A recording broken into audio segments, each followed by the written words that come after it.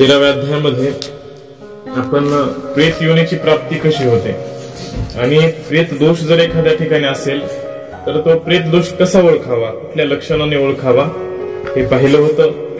आता या 14व्या अध्यायामध्ये 5 प्रेतांच्या उद्धाराच्या कथा येणार आहेत, त्या आपण पाहूया. श्री गणेशाय नमः.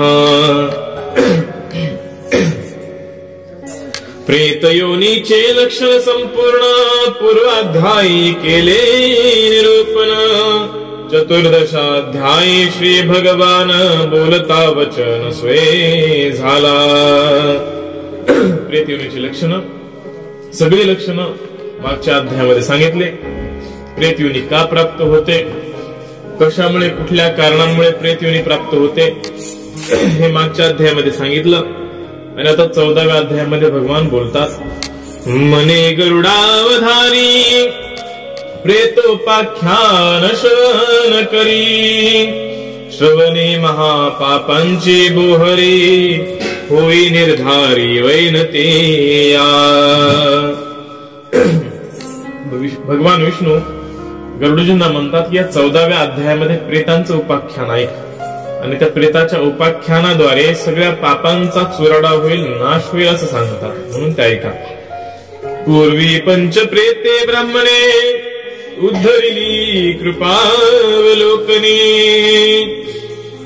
ती कथा एक मने अत्यादरे करोनिया. पूर्वी एका ब्राह्मणाने त्याच्या कृपेने, कृपा दृष्टीने 5 प्रेतांचा उद्धार केला होता. मग ती एकाग्र मनाने ती कथा ऐका. कोणी एक भला ब्राह्मण तीर्थयात्रा करे नित्य जाण. सर्व तीर्थान प्रति भक्तीन जात नेम धरोनिया. फार पूर्वीच्या काळामध्ये एक भला ब्राह्मण, चांगला सद्गुणी असा ब्राह्मण होता आणि नेहमी तीर्थयात्रा करायचा, तीर्थयात्रेमध्येच भ्रमण करत राहायचा. ऐसे फिरत फिरत मरुदेश पावला स्वइच्छे तापस. तो देखिले पंचप्रेतास जी सर्व प्रेतास दुरासद. फिरत फिरत ब्राह्मण मारवाड देशामध्ये आला आणि मारवाड देशामध्ये त्यानं पाहिलं की 5 प्रेत दिसत आहेत समोर. 5 प्रेत, तीही वश न होणारी 5 प्रेत, अतिशय भयंकर पाप केलेली 5 प्रेत दिसत होती. तो विप्र नरसिंह उपासक भय पावला नाही तिर एक. प्रेतांची आकृती भयानक तुझ सम्यक निवेदितो.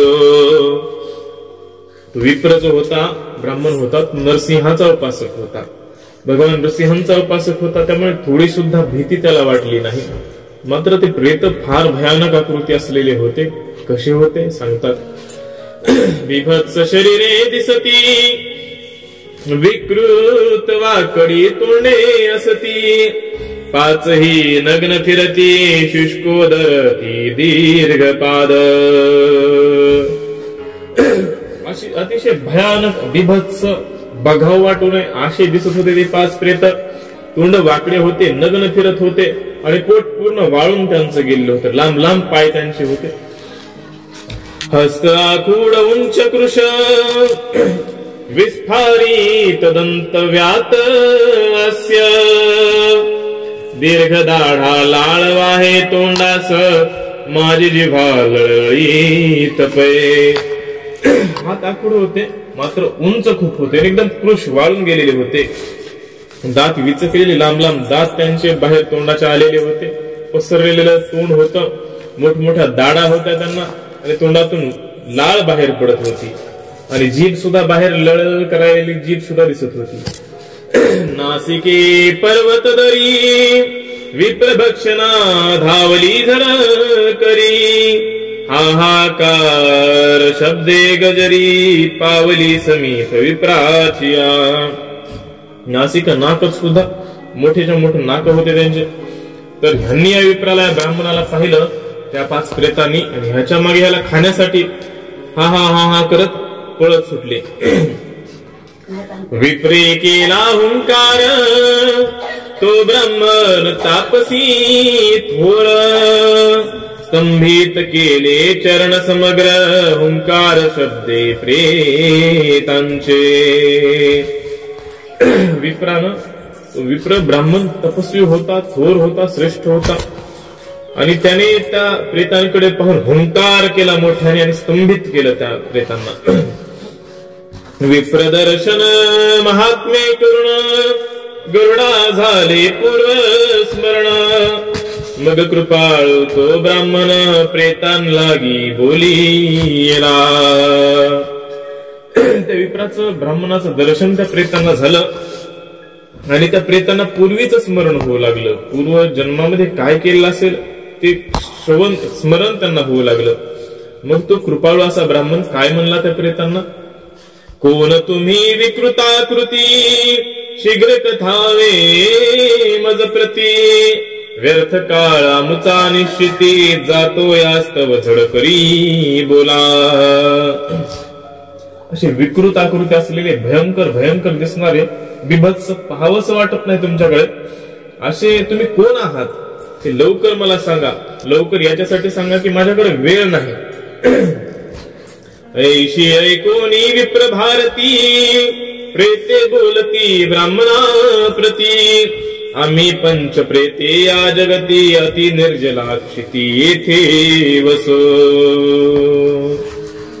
पाची प्रेत त्या ब्राह्मणाला म्हणू लागले की आम्ही अति निर्जला नावाचं एक क्षेत्र आहे त्या ठिकाणी राहत होतो. कृतकर्माच्या प्रभावान शुद्धीत तृषीत रात्रंदिन, छायेसी बैसावया जाण तिळ प्रमाण शक्ती नाही.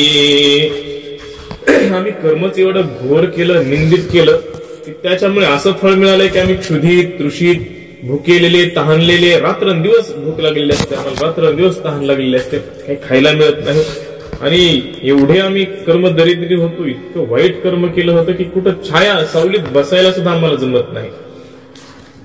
नद्यादी वाहत्या उदकाचे पान न करवे ऐसी पीडा दारुण, परस्परे भोगितो ती बोलावया जाण शक्ती नसे द्विजराया. ज्या नद्या वाहतात त्या वाहत्या नद्यांचं पाणी सुद्धा आम्हाला पिता येत नाही, म्हणून आम्ही परस्पराला एकमेकालाच खात असतो.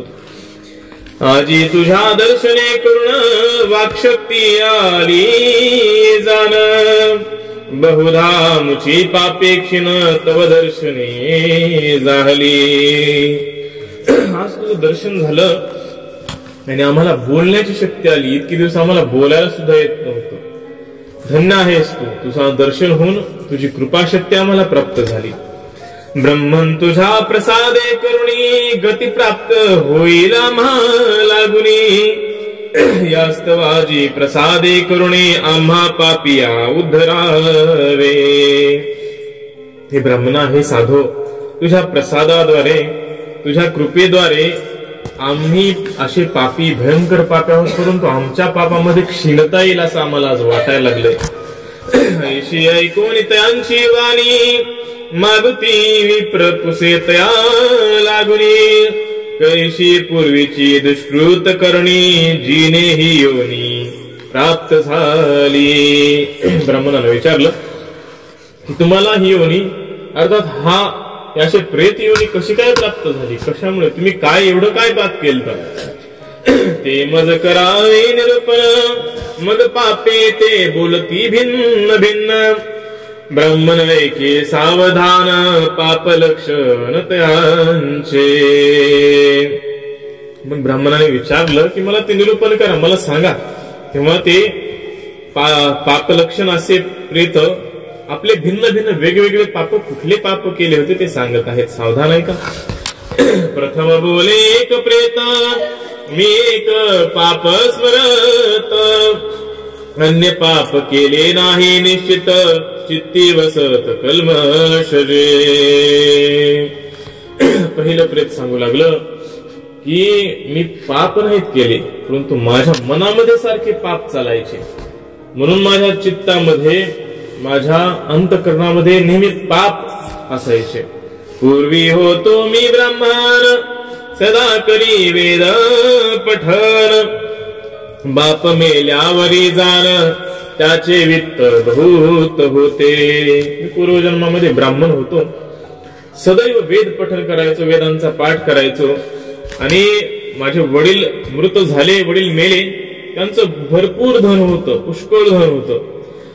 ते घेऊन मी लोभ पावलो मग पितयाची क्रियानाचरलो त्या पापे ही योनी पावलो मुक्त होईन तव प्रसादे. सगळंच्या सगळं पित्याचं धन घेतलं आणि तिथून निघालो आणि पित्याचं जे कर्म होतं ते केलं नाही. पित्याचं श्राद्ध इत्यादी जे अर्धदैहिक मेल्यानंतर कर्म करायचे होते, धन तर घेतलं परंतु क्रिया विधी तर केल्या नाहीत. त्या पापाने, त्या प्रसादाने, त्या पापाच्या हे फळ मला मिळालं आहे. मी प्रेत झालो म्हणला. मग बोले पिशाच दुसरे मी क्षत्रिय जातीचा जन्मांतरे ब्राह्मण आणि मनुष्य सारे समान मी मानिता जाहलो. दुसऱ्यानं सांगितलं की मी क्षत्रिय जातीमध्ये उत्पन्न झालो होतो आणि ब्राह्मण काय आणि बाकीचे मनुष्य काय सगळ्यांना मी समान दृष्टीने पाहत होतो.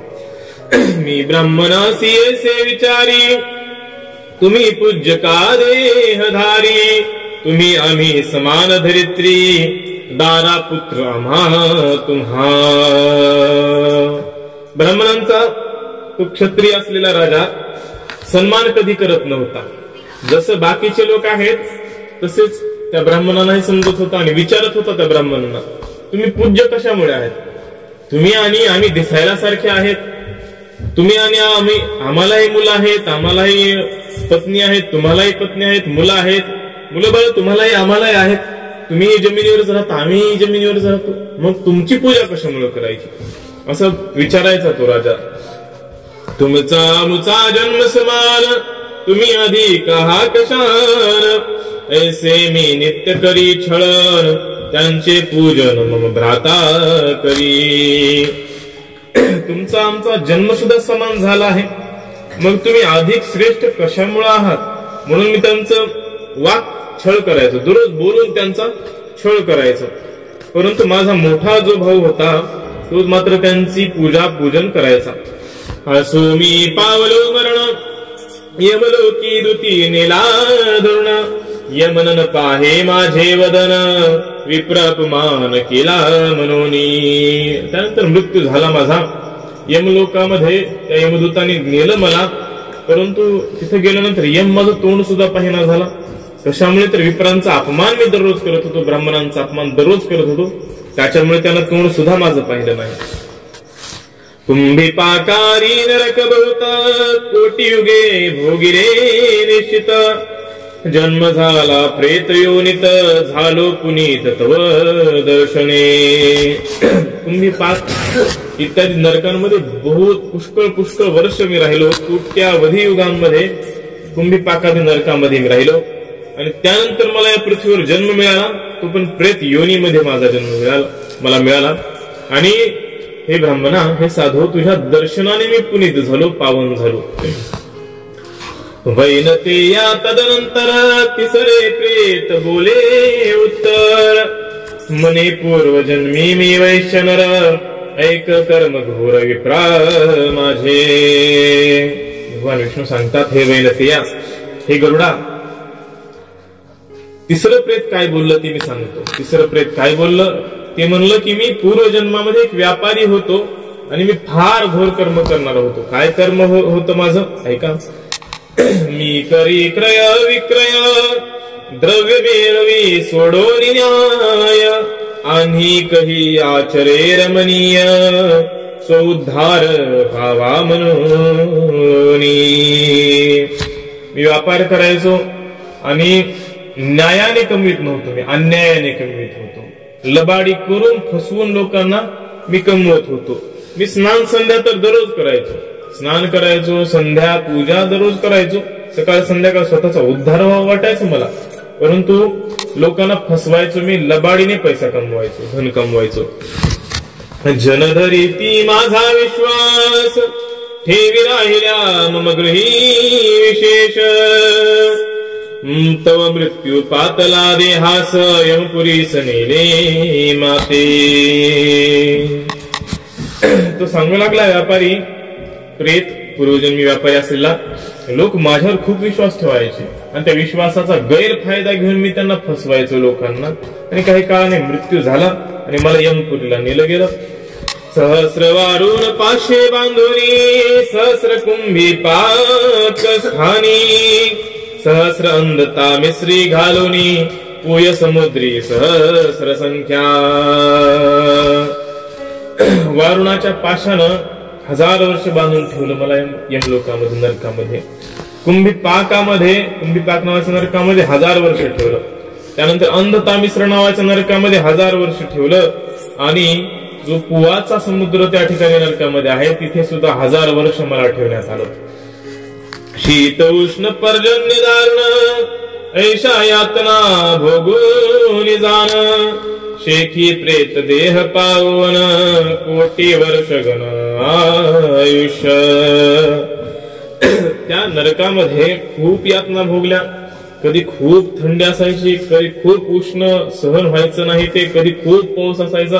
असहनीय अशा दारुण वेदना मी तिथे कोट्यावधी वर्ष सहन केल्या मी.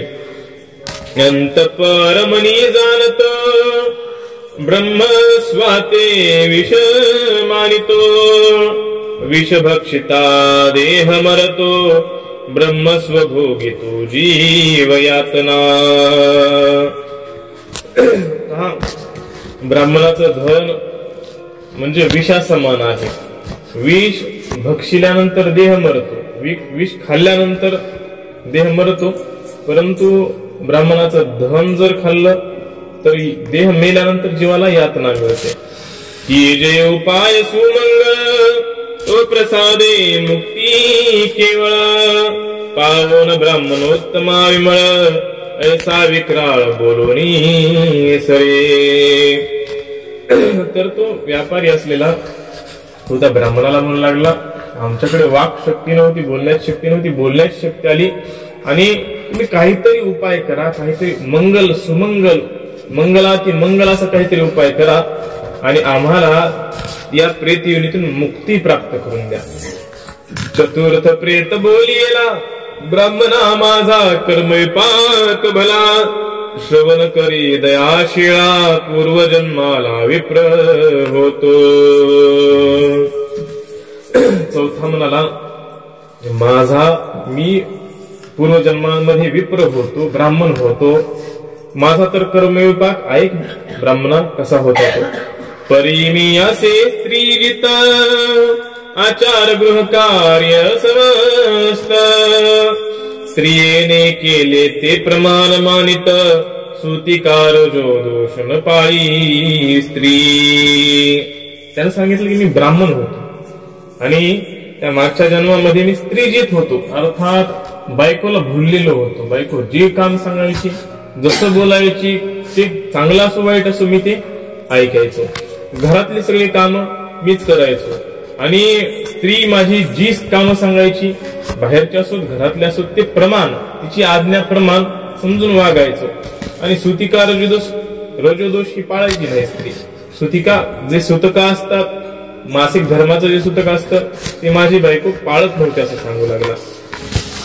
अनेक स्त्री भीतीस्तव महालय अमावस्याधीन क्षय दिवशी स्त्री भीतीस्तव श्राद्ध विधी न करी मी. तो बायकोला एवढा भ्यायचा, बायकोच्या एवढ्या आज्ञेमध्ये वागायचा की महाळ घालायचा नाही, अमावस्येला श्राद्ध करायचा नाही, कुठलेच कर्म त्या स्त्रीला बायकोला भिवून करायचा नाही.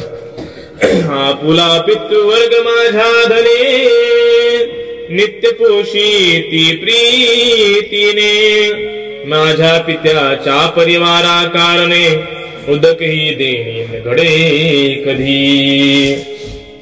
ती धन तर खूप होतं आमच्याकडे, धन सगळं माहेरला नेऊन द्यायची, माहेरच्या लोकांचं पोषण ती त्या धनाने करायची आणि माझ्या पित्याचा परिवार हे खूप मोठा होता, साधं पाणी सुद्धा ती आम्हाला माझ्या पित्याच्या परिवाराला द्यायची नाही, अशी दुष्ट होती. परंतु मी मात्र तिला भीत होतो.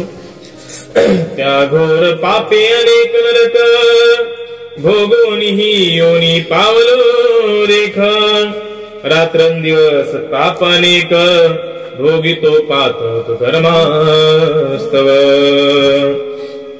तो सांगू लागला की त्या भीतीस्तव माझ्याकडून खूप पाप घडली न सांगण्यासारखी पाप घडली आणि रात्रंदिवस आता या योनीमध्ये या प्रेत योनीमध्ये पडलो आहे. रात्रंदिवस ताप होतोय, मला काहीतरी उपाय कर आणि माझा उद्धार कर. कैसा होईल माझा उद्धार कैसे पावेन मनुष्य शरीर मागुती ऐसा स्त्री रीत नर न होईन मी कोण्याही योगे. हे ब्राह्मणा, तो प्रेत झालेला ब्राह्मण विचारत आहे की कसा होईल माझा उद्धार, मला मनुष्याचं शरीर कसं मिळेल, मला यानंतर जर मनुष्याचं शरीर जर मिळालं तर मी काहीही झालं तरी स्त्रीजीत होणार नाही, स्त्रीची आज्ञेत राहणार नाही. नरकाचा अतिथी न होईना ऐसे विप्रोत्तमा करी माझे कल्याण ऐसे त्याचे सरता वचन पंचम प्रेत बोलिले. तो बोलत होता की मी नरकाचा अतिथी होणार नाही, यानंतर नरकाचा पाहुणा होणार नाही, त्या नरकामध्ये जाणार नाही, असं काहीतरी माझं कल्याण होईल, असं काहीतरी करा. तेवढ्यात पाचवं प्रेत बोलू लागलं. मी काशी माझी ब्राह्मण धर्मशास्त्री असे निपुण धर्मशास्त्राधिकार जाण विधला असे मज लागी. पाचवं प्रेत सांगू लागलं की मी ब्राह्मण होतो, इथला तिथला नाही, काशी मधला शास्त्रांमध्ये निपुण असा ब्राह्मण होतो. सगळ्या शास्त्रांचे अधिकार मला दिले होते काशीमध्ये. मी सांग धर्मशास्त्र पडलो पडविने बहुविप्र सिद्धांत पावलो समग्र याजने अपार मी केली. मी धर्मशास्त्र शिकलो होतो आणि शिकवतही होतो, सगळे सिद्धांत मला पाठ झाले होते. मी यज्ञयाग अपार गणना करता येणार नाही एवढे यज्ञयाग मी केले होते. प्रतिग्रही सदारत धन केले बहुसंचित स्वधर्माचारे नाचरलो किंचित अहिताग्नी मी असोनी. मी दान घेत गेलो, लोकांकडून दान जमा करत राहिलो, खूप धन जमा केलं आणि धन जमा केल्यानंतर स्वधर्माचं आचरण सोडून दिलं. थोडं सुद्धा स्वधर्माप्रमाणे वागेन असं झालो मी, अग्निहोत्री होतो मी, तरी देखील आचार सोडून दिला. याचकासी मी न दिले अन्न आणि कन केले विष्णू स्मरण विद्येच्या अभिमानी करुण साधू विद्वान न मिले. एकतर धन झालं, धनाचा अभिमान झाला आणि बुद्धी भ्रष्ट झाली. जो याचक दरवाजामध्ये यायचा, जो भिक्षुक दरवाजामध्ये यायचा, त्याला कुठल्याच भिक्षुकाला मी अन्न देत नव्हते, त्याचा अपमान करून हाकलून द्यायचो. कधी विष्णू भगवंतांचं देवाचं कुणाचं स्मरण मी केलं नाही. विद्येचा तर एवढा अभिमान झाला की कुठल्या साधूचे चरण धरले नाहीत, कुठल्या विद्वानाचे सुद्धा चरण मी कधी धरले नाहीत. मग मरण काळे करुणी मी पावल्यावरी क्रिया कोणी केली नाही आप्तजनी नरक निदानी फार. मरण काळ जवळ आला, कोणी सुद्धा माझ्याकडे पाहिलं नाही. मृत्यू झाला आणि मृत्यू झाल्याच्या नंतर कोणी सुद्धा त्या माझ्या अर्धोदेही क्रिया केल्या नाहीत आणि त्यामुळे नरक मला प्राप्त झाला. भोगिल्या अनेक यातना शेखिया योनीस येलो जाना कोण्या उपाय माझी उद्धरणा करावया ब्राह्मण योग्य होसी. तो सांगू लागला की मी अनेक यातना त्या नरकामध्ये भोगल्या, खूप दुःख झालं, खूप कष्ट मी सहन केले आणि शेवटी या प्रेत योनीला आलो. माझा कसा उद्धार होईल ते काहीतरी करा ब्राह्मणदेव आणि माझा उद्धार करा. ऐसे प्रेतांचे वाक्य कोणी दयेने पीडित झाला मनी पर दुःखे दुःखावे जनी ऐसा प्राणी दुर्लभ. त्या पाची प्रेतांची पीडा ऐकून घेतली ब्राह्मणानं, गदगद झाला आणि जो परदुःखानं दुःखी होतो, दुसऱ्याचं दुःख ऐकून दुःखी होतो, असा माणूस तो दुर्लभच असतो. दुसऱ्याच्या दुःखाची मजा घेणारे भरपूर असतात, परंतु दुसऱ्याच्या दुःखामध्ये दुःखी होणारा एखादाच असतो. गदगद कंठे बोले वचन, प्रेत हो मुक्ती तुमची कशा, होईल ते करा निरूपण, लव करी निश्चयाने कथा मज. गदगद झाला ब्राह्मण आणि सांगितलं, हे प्रेतांनो, तुमची मुक्ती कशाने होईल हे मला तुम्ही सांगा, मी तो उपाय मी लवकरात लवकर करीन. मग प्रेते बोलती तयासी, यमलोकी नरकी नेता महासी, ऐकिले आम्ही निश्चयसी, ते तुम्हासी निरूपितो. ते प्रेत बोलू लागले की आम्हाला जेव्हा यमलोकामध्ये नरकामध्ये नेत होते तेव्हा तिथं ते बोलत काय होते ते आम्ही तुम्हाला सांगतो. प्रेतोद्धार करावया समर्थ, शीघ्र कर्माचा जेणे क्षय होत, शिव विष्णू क्षेत्र निर्मल तीर्थ, समीप श्वत छाया असावी. यमपुरीमध्ये यमदूत बोलत होते की प्रेताचा जर उद्धार करायचा असेल तर शिव क्षेत्र अथवा विष्णू क्षेत्र, म्हणजे शिवतीर्थ किंवा विष्णू तीर्थ, कुठेही जिथे भगवान शिव आहेत, भगवान विष्णूंचे अवतार आहेत, त्या ठिकाणी जावं आणि जवळ एखादा अश्वत्थाचा अर्थात पिंपळाचा वृक्ष असावा, अथवा तुळशी वनी विचित्र, तेथे नारायण बली पवित्र, अमुच्या अर्थी करी समंत्र, वृषोत्सर्ग विप्र भोजन करी.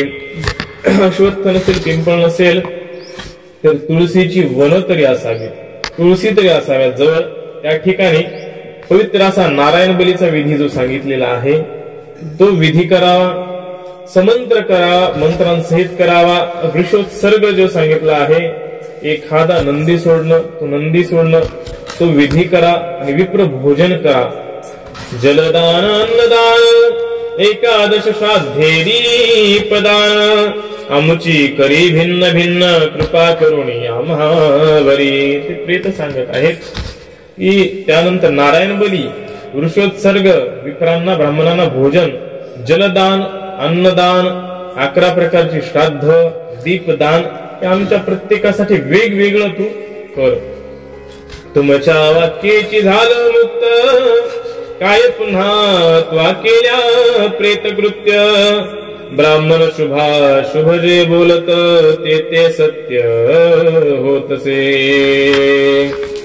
ते प्रेत बोलू लागले की तुमच्या वाक्याने, तुमच्या बोलण्याने, तुमच्या दर्शनानेच आम्ही काय मुक्त झालो असं वाटायला लागले आम्हाला.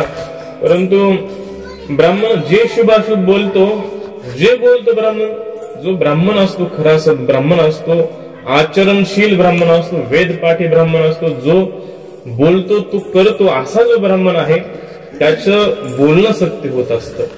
ऐसे असे नारायण वचन, गरुडासी म्हणे श्री भगवान, त्या प्रेतांची वाक्य ऐकून शास्त्र प्रमाण तैसेची.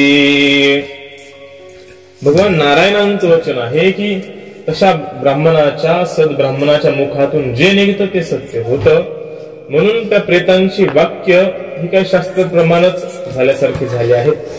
लवकरी संपादिता विधान, तत्काळ दिव्य देह झाले जाण, दिव्य वस्त्राभरणी भूषित होऊन विमानारूढ ते झाले.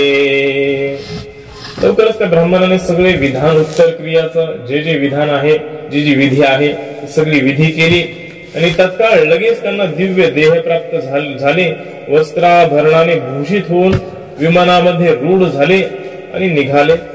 अप्सरागण त्यांसी सेवित, कुयोनी पासून होनी मुक्त, महासंभ्रमे स्वर्गासी जात, विप्र आज्ञा घेऊनी. प्रेत शरीर गळून पडलं, महादेह दिव्य देह त्यांना प्राप्त झाला. अनेक अप्सरा त्या विमानामध्ये होत्या. दुष्ट योनीपासून मुक्ती झाली आहे आणि आता स्वर्गामध्ये ते प्रेत जात आहेत. विप्राची आज्ञा घेतली, विप्राला ब्राह्मणाला नमस्कार केला आणि स्वर्गाकडे जाते झाले. ऐसे पिशाच मुक्त झाले निर्धनी क्रियाकर्म चांगले करावे शक्यनुसार भले प्रेतत्व मोकळे तेने होय।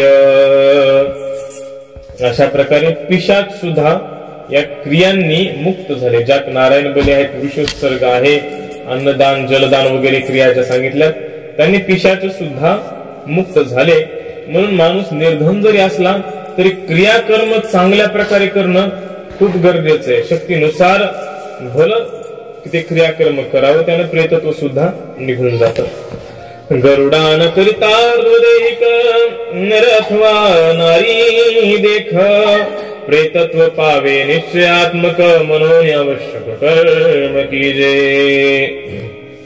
हे गरुडा, आवर्तव दैहिक क्रिया करणं खूप गरजेचं आहे। माणूस मेल्यानंतर बाकीचा पिंडदान, तर्पण, वृषोत्सर्ग, नारायण बली, वाईट मरणाने मेलेला असेल तर नारायण बली, बाकीच्या क्रिया जर आहेत त्या जर केल्या तर प्रेतत्व प्राप्त होत नाही, आणि केल्या तर प्रेतत्व प्राप्त होत नाही, आणि नाही केला तर निश्चितच तो माणूस प्रेत होऊन भटकत राहतो। ऐसे प्रेतोपाख्यान गरुडासी कथन श्री भगवान शौनकादिकांसी सूत पुराण तथी संपूर्ण माधव मने। हे प्रेतांचं उपाख्यान, 5 प्रेतांचं उपाख्यान भगवान नारायणांनी विष्णूंनी गरुडाला सांगितलेलं ते उपाख्यान सूत महर्षी शौनकादी ऋषींना सांगत आहेत, आणि तेच उपाख्यान आपल्याला या ग्रंथकर्ते माधव यांनी सांगितलेलं आहे। इति श्री गरुड पुराणे प्रेतकल्पे गरुड नारायण संवादे प्रेतोपाख्यानं नाम चतुर्दशोऽध्यायः।